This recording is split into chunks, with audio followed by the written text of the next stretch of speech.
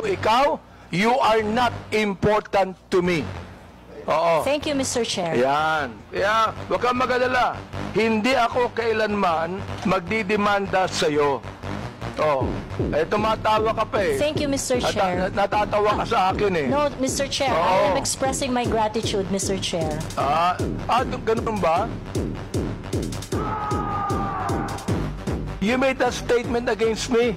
Ang sabi mo, ganito, kung abante, paswelduhan ka ng taxpayer, tinawag mo akong tinawag mo akong ba't mo ginawa sa akin yun? Gusto mo ba akong umiyak ngayon sa'yo? Please, yes. That is part of my freedom of speech, Mr. Chair. Oh, is that right? Yes, Mr. Chair. So your freedom of speech is to tell a person that he is freedom of speech ba yan? My freedom of speech, part of my freedom of speech is to react on the action of a public official. Sinabi mo in another post, ito sinabi mo, isasampal ko ito sa pagmumukha mo. Is that still freedom of speech? Yes, Mr. Chair. Ganon. If I tell you right now, sasampalin kita, freedom of speech yan. That's part of your freedom, Mr. Chair. Pag sinampal kita, hindi na freedom of speech yan. Of course, sir. It's overt hindi action na. already. Ang galing. Mahusay ito. Ang sabi mo, I'm going to be hindi ko masabi to, Mr. Chair. F-U-C-K-E-D. Prepared. Mr. Chair, I cannot intelligently answer if I do not know when the post was posted.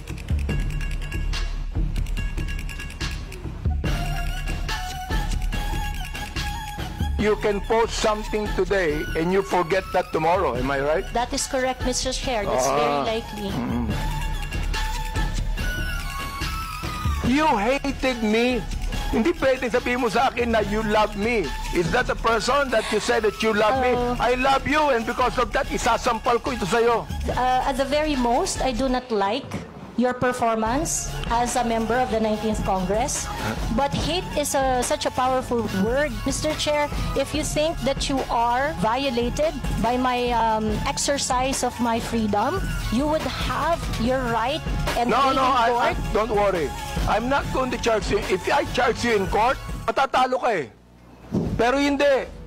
Kayo po mga vlogger natin, do you agree with what Miss Joey Cruz said? I'm a bit forgiving on those, Mr. Chair, because sometimes people are so expressive that we tend to say things. And I could cite your example on the last hearing. You mentioned something as well. Gusto kong sabihin ngayon, Mr. Chair, publicly. Ikaw ang binalik ko lang sa kanya eh. Siya ang unang nagsabi. Nasa public eye din po kami, gaya po ninyo. So, whatever content or opinions that we also post online, nakaka-receive din po kami ng mga gaya ninyo na masasakit na salita. Kaya naiintindihan po namin kung saan din kayo nanggagaling. However, ang difference lang po natin, ang atake sa amin personal, ang atake po sa inyo, on your official function.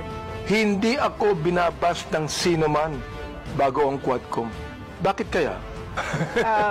Di ba? Share if I mean, hindi ako nababas eh. Ngayon lang talaga. Miss Cruz, wala akong karapatang tawagin kitang gago.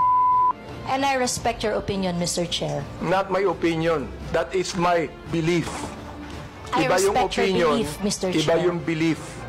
Marami ring bashing ang binigay ni Miss Cruz kay Congressman Ace Barbers eh. Mr. Chair, I would just like to inform the court that there is a pending action that I have against Ace Barber. So I would like to invoke the sub judice rule on that matter. Wala namang kasong pinahil eh. No, Mr. Chair, I filed a libel suit against Congressman Barber. Kay Ace Barbers. Yes, Mr. Chair. Oo. Huwag ka na mag-file ng libel suit sa akin. Wala naman akong sinabing masama sa iyo.